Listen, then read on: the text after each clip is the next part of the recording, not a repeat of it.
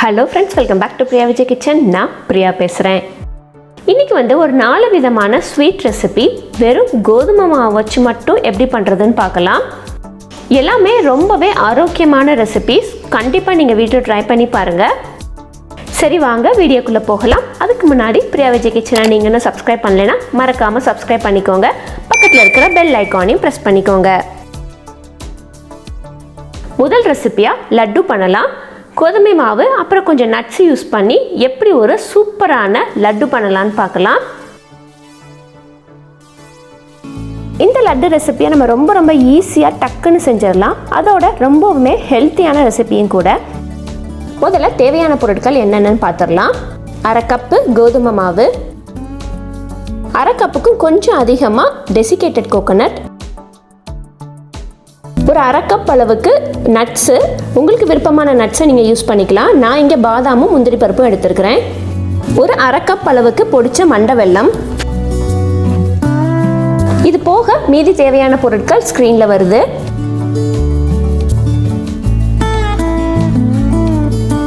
முதல்ல ஒரு பேனில் நட்ஸ் எல்லாத்தையும் வறுத்து வச்சிடலாம். ஸ்லோ ஃப்ளேமில் நல்லா பொறுமையாக வறுத்து எடுத்துக்கலாம். கொஞ்சம் கோல்டன் ப்ரௌன் ஆகிற வரைக்கும் நம்ம வறுத்தா போதும்.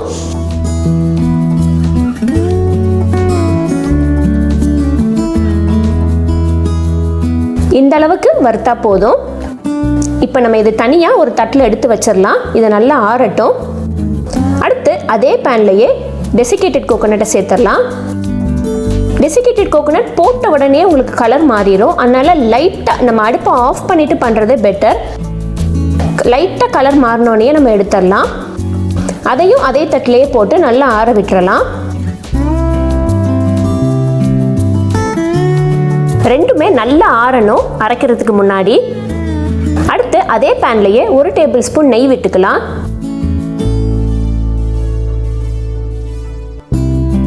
நெய் நல்லா உருகி காஞ்சி வந்ததும் நம்ம எடுத்து வச்சிருக்கிற கோதுமை மாவை சேர்த்துடலாம்.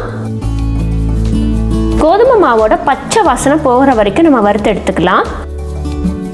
இது முக்கியமான ஸ்டெப்பு. கோதுமை மாவோட பச்சை வாசனை போனாதான் லட்டு நல்ல டேஸ்டாக வரும்.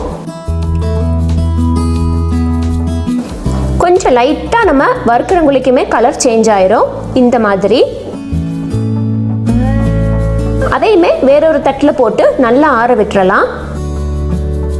கோதுமை மாவு, நட்ஸு, மண்டை வெல்லம் இதெல்லாமே சேர்க்கறதுனால ரொம்பவே இது ஹெல்த்தியானது. குழந்தைங்களுக்கு நம்ம டெய்லி கொடுக்கலாம் இதை. இப்போ இது நல்லா ஆறிடுச்சு.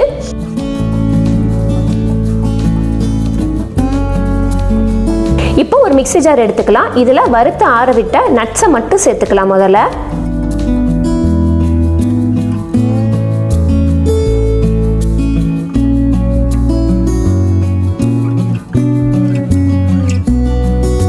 இது கூடவே 2 ஏலக்காய். ஏலக்காய் துண்டுக்கு பதிலாக நீங்கள் ஏலக்காய் பொடி கூட சேர்த்துக்கலாம். நல்ல ஒரு ஃபைன் பவுடராக அரைச்சிட்டு வந்துடலாம். பல்ஸ் நல்லா விட்டு விட்டு கொடுத்து அரைச்சிங்கன்னா உங்களுக்கு சக்கையாக வராது. இந்த மாதிரி கொஞ்சம் உதிரியாக வரும். அடுத்து அது கூடவே வறுத்து வச்சிருக்கிற டெசிகேட்டட் கோகோனட்டை சேர்த்துடலாம். அடுத்து பொடித்த மண்டை வெல்லம். மண்டை வெல்லத்துக்கு பதிலாக நீங்கள் நாட்டு சக்கரை கூட சேர்த்துக்கலாம். இப்போ இது எல்லாத்தையும் மிக்சியில் போட்டு நல்லா மையாக அரைச்சிட்டு வந்துடலாம். விட்டு விட்டு பல்ஸ் கொடுத்து அரைக்கணும். அப்படின்னா தான் உங்களுக்கு கரெக்டாக அரைப்படும்.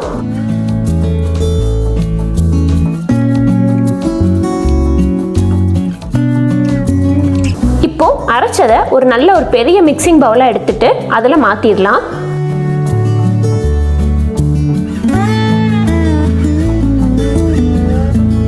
கூடவே வறுத்து ஆற விட்ட கோதுமை மாவு,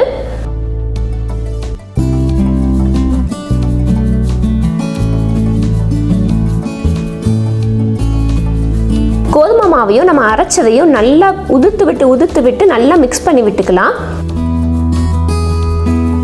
மிக்ஸ் பண்ணி விட்டதுக்கப்புறம் ஒரு உருண்டை எடுத்து பிடிச்சு பாருங்க. பிடிக்க வந்ததுன்னா அப்படியே நம்ம உருண்டையாக உருட்ட ஆரம்பிச்சிடலாம்.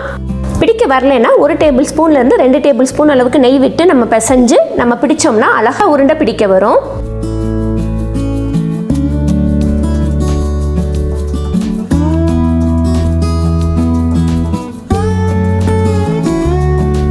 பிடிக்கும் போதுல நல்லா அழுத்தி உருண்டை பிடிங்க. அப்படின்னா தான் உருண்டை உங்களுக்கு உடையாம இருக்கும். இதெல்லாமே குட்டி குட்டி டிப்ஸ் புதுசா பண்றவங்களுக்கு.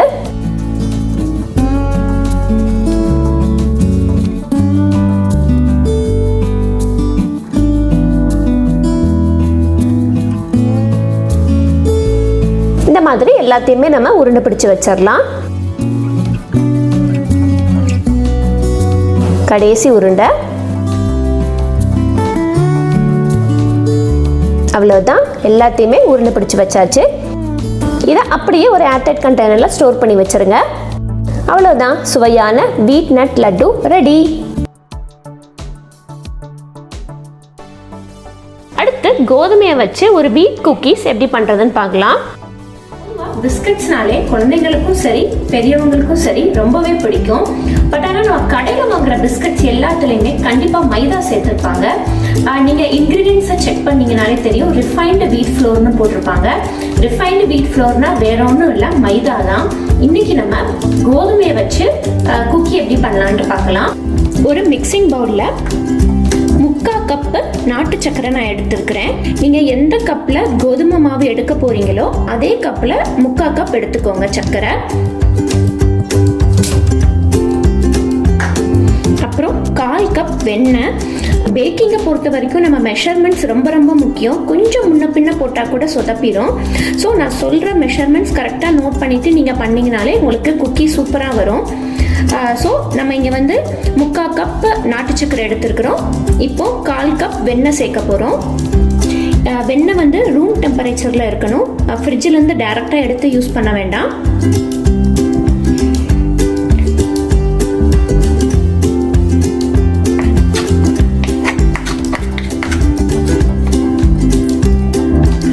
இப்போ நம்ம வெண்ணெயவும் சர்க்கரையும் நல்லா அடிச்சுக்கலாம். முதல்ல உங்களுக்கு சேராத மாதிரி இருக்கும், ஆனால் போக போக ஒன்று போல சேர்ந்துடும். இப்போ நான் ஒரு நிமிஷம் அடிச்சிட்டேன்.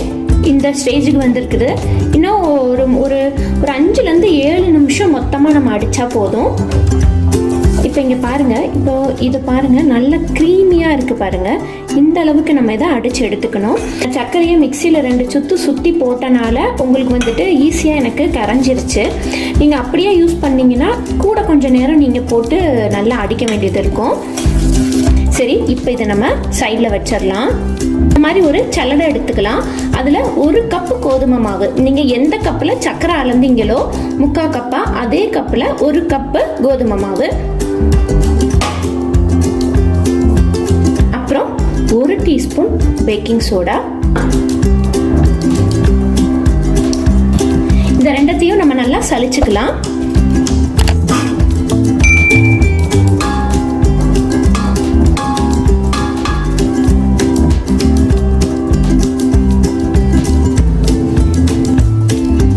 இப்போ இதில் நம்ம ஒரு 1/2 டீஸ்பூன் வெனிலா எசன்ஸ், இல்லைன்னா உங்களுக்கு வீட்டில் எந்த எசன்ஸ் இருக்கோ அதை யூஸ் பண்ணிக்கோங்க. நான் இன்னைக்கு பைனாப்பிள் எசன்ஸ் யூஸ் பண்ணுறேன்.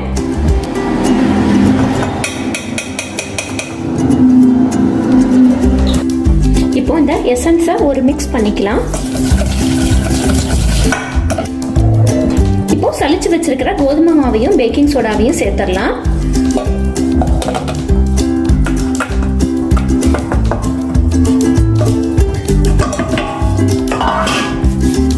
இப்போ நம்ம இதை ஜென்டிலா மிக்ஸ் பண்ணி விட்டுக்கலாம்.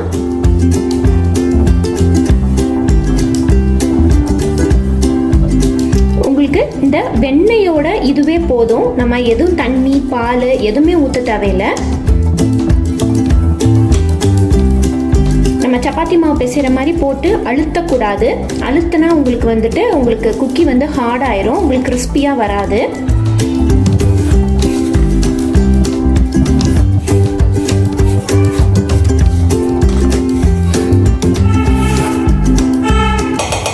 இப்போ கைட்டை கொஞ்சம் ஒன்றா பிசைஞ்சு விட்டுறலாம். இதில் இருக்கிற க்ரீமையும் நான் எடுத்து விட்டுக்கிறேன்.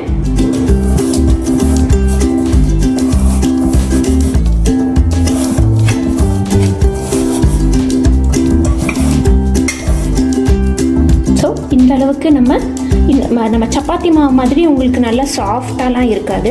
இந்த மாதிரி கொஞ்சம் திரடாக தான் இருக்கும். இது வந்து நம்ம இந்த மாதிரி பிசைஞ்சு வச்சு இப்போ நம்ம குக்கி ஷேப்புக்கு பண்ணிடலாம்.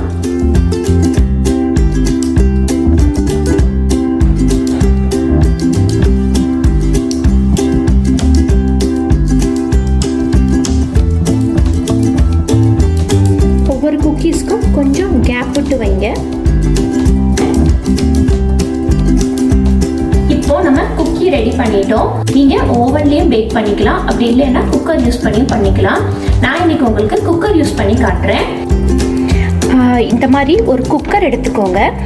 குக்கரில் அடியில் கொஞ்சம் உப்பு போட்டு ஒரு 10 நிமிஷம் கிட்ட ஹை ஃப்ளேமில் நல்லா இதை சூடு ஏற்றிக்கோங்க. உப்பு நல்லா சூடாயிருச்சு. இப்போ நம்ம இதை வச்சிடலாம். இது வந்து ஸ்லோ பண்ணி ஒரு 12 நிமிஷம் வரைக்கும் நம்ம இதை வேக விட்டு எடுத்துக்கலாம். அதே மாதிரி குக்கருக்கு வெயிட் போடக்கூடாது, கேஸ்கட் நீங்கள் போட்டுக்கலாம். இது எக்ஸாக்டாக 5 மினிட்ஸில் டோட்டலாக ஒரு 12 மினிட்ஸ் வச்சிங்கன்னா கரெக்டாக இருக்கும். இப்போ குக்கி சூப்பராக ரெடி ஆகிடுச்சு. இப்போ நம்ம இதை ரிமூவ் பண்ணிடலாம். பயங்கரமாக சூடாக இருக்குது. இது நல்லா ஆறணும். இப்போ வந்து ரொம்ப சாஃப்டாக இருக்கும். நல்லா கம்ப்ளீட்டாக கூல் பண்ணிடலாம். இதை நம்ம இந்த பிளேட்டில் மாற்றிட்டு இப்போ இந்த ரிமைனிங் இதையும் நம்ம பேக் பண்ணி எடுத்துடலாம்.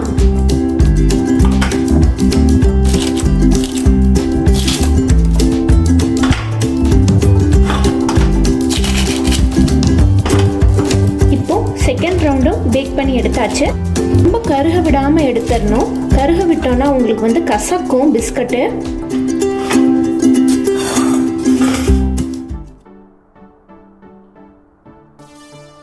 அடுத்து நம்ம பார்க்க போகிற ரெசிபி ரொம்ப ஈஸி. பார்க்குறதுக்கு கொஞ்சம் வேலை இருக்கிற மாதிரி தெரியும், ஆனால் நம்ம டக்குன்னு செஞ்சு முடிச்சிடலாம். சரி, இப்போ இந்த ஸ்வீட் ரெசிபியை எப்படி பண்ணுறதுன்னு பார்த்துடலாம். முதல்ல ஒரு பாத்திரத்தில் 1 கப் சீனி எடுத்துக்கலாம். எந்த கப்பில் சீனி எடுத்தீங்களோ அதே கப்பில் 2 கப் தண்ணி ஊற்றிக்கலாம். இப்போ ஸ்டவ் ஆன் பண்ணிடலாம். சீனி நல்லா கரையட்டும். சீனி நல்லா கரைஞ்சி ஒரு பிசுபிசுப்பு தன்மை வந்தால் போதும், பாகுபதம் வரணும்னு அவசியம் இல்லை. அடுத்து இது கூடவே ஒரு பிடி ஏலக்காய் தூள் சேர்த்துக்கிறேன். சீனி இங்கே முழுசாக கரைஞ்சிருச்சு, ஆனால் இன்னும் பிசுபிசுப்பு தன்மை வரல. ஒரு 2லேருந்து 3 நிமிஷத்துக்குள்ளேக்கே நல்ல பிசுபிசுன்னு வந்துருச்சு. இப்போ நம்ம இதை ஆஃப் பண்ணிடலாம். அடுத்து ஒரு அகலமான ஒரு பேன் எடுத்துக்கலாம். பேனை வந்து நல்லா சூடு பண்ணிட்டு அதில் 1 கப் அளவுக்கு பால் சேர்க்க போகிறோம். பால் வந்து ஒரு கொதி வந்ததும் 1 டீஸ்பூன் அளவுக்கு நெய் விட்டுக்கலாம். கூடவே ஒரு பிடி அளவுக்கு ஏலக்காய் தூள். உங்ககிட்ட ஏலக்காய் தூள் இல்லைன்னா 2 ஏலக்காயை பிச்சு போட்டுக்கோங்க. நல்லா மிக்ஸ் பண்ணி விட்டுக்கலாம். அடுத்து கோதுமை மாவு சேர்க்க போகிறோம். மாவோட அளவு என்னன்னு பார்த்தீங்கன்னா, நம்ம எவ்வளோ பால் எடுத்தோமோ அதில் 3/4 பங்கு, 1:3/4 ரேஷியோ. கொஞ்சம் கொஞ்சமாக மாவு சேர்த்து கட்டி விழாமல் கிளறிக்கலாம். நம்ம கிளற நல்லா சப்பாத்தி மாவு பதத்துக்கு நல்லா உருண்டு திரண்டு வரும். இந்த ரெசிபிக்கு நம்ம நான்ஸ்டிக் பேன் யூஸ் பண்ணோம்னா கொஞ்சம் வேலை சுலபமாக முடியும். இப்போ ஓரளவுக்கு மாவெல்லாம் திரண்டு வந்துருச்சு. இதில் மேலும் 1 டீஸ்பூன் நெய் சேர்த்துக்கிறேன். நெய் சேர்த்து 2 பெரட்டிட்டு அடுப்பை ஆஃப் பண்ணிடலாம். இதை அப்படியே நல்லா ஆற விட்டுறலாம். கை பொறுக்கிற சூடு வரையும் நல்லா பிசைஞ்சு விட்டுக்கலாம். உதிரியாக அங்கங்கே கிடக்கிறது எல்லாத்தையும் நல்லா ஒன்று போல் திரட்டி சப்பாத்தி மாவு பதத்திற்கு பிசைஞ்சு எடுத்துக்கலாம்.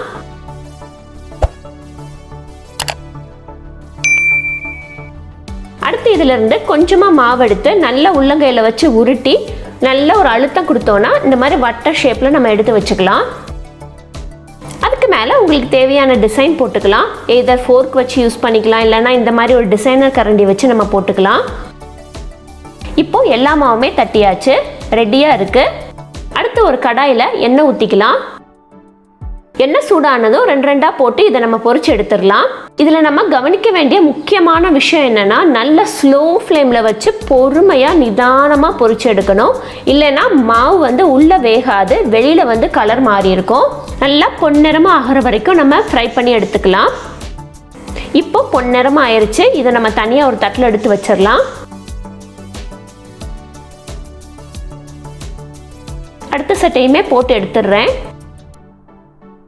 அடுத்து நம்ம பொரிச்சு எடுத்ததை நம்ம ஏற்கனவே செஞ்சு வச்சிருக்கிற அந்த சீனி பாகில் போட்டுடலாம். ஓரளவுக்கு சூடாக இருக்கும் போதுலேயே போட்டுருங்க.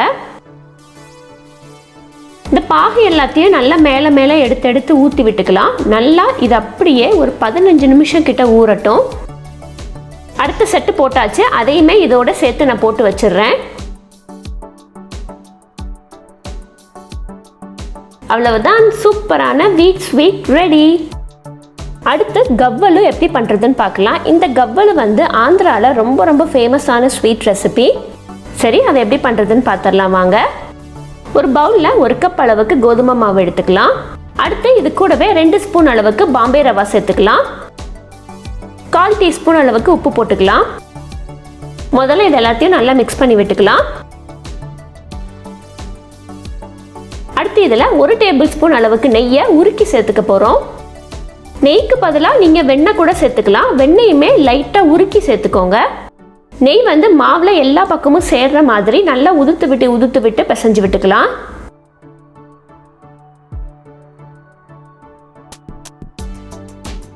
அடுத்து கொஞ்சம் கொஞ்சமாக தண்ணீர் விட்டு பிசைய ஆரம்பிச்சிடலாம்.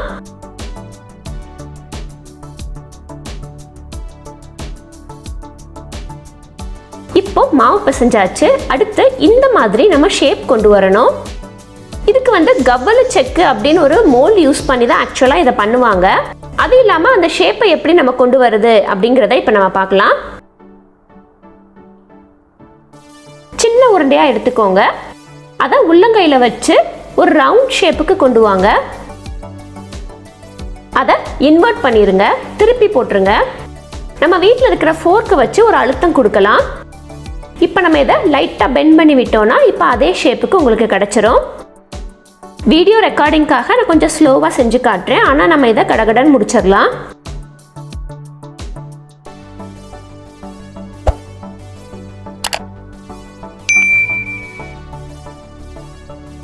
அந்த மோல்டு கவ்வலு செக்கு மோல்டு உங்கள் ஏரியாவில் கிடச்சதுன்னா நீங்கள் அதையே யூஸ் பண்ணிக்கோங்க.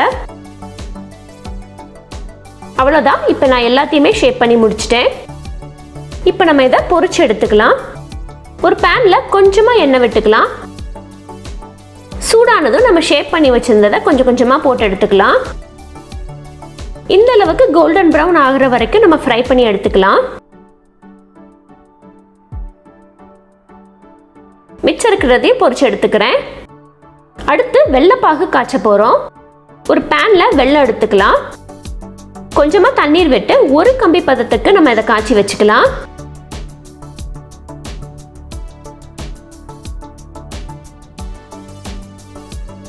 அடுத்து இந்த வெள்ளைப்பாகில் நம்ம பொரிச்சு எடுத்ததை இதில் போட்டு ஒரு பெரட்டி எடுத்துக்கலாம். பாகு ரொம்ப கெட்டியாக இல்லாமல் பார்த்துக்கோங்க. அவ்வளவுதான், சுவையான ஆந்திரா ஸ்டைல் கவ்வலு ரெடி. இந்த 4 ரெசிபியுமே உங்களுக்கு ரொம்ப பிடிச்சிருக்கும்னு நினைக்கிறேன். கண்டிப்பாக உங்கள் வீட்டில் ட்ரை பண்ணி பாருங்கள். ட்ரை பண்ணி பார்த்துட்டு உங்களோட வேல்யூபிள் கமெண்ட்ஸை கீழே கமெண்ட் செக்ஷனில் மென்ஷன் பண்ணுங்கள். இந்த ரெசிபி வீடியோ உங்களுக்கு பிடிச்சிருந்துச்சுன்னா உங்கள் ஃப்ரெண்ட்ஸோட ஃபேமிலியோட ஷேர் பண்ணுங்கள். தேங்க்யூ. தேங்க்ஸ் ஃபார் வாட்சிங்.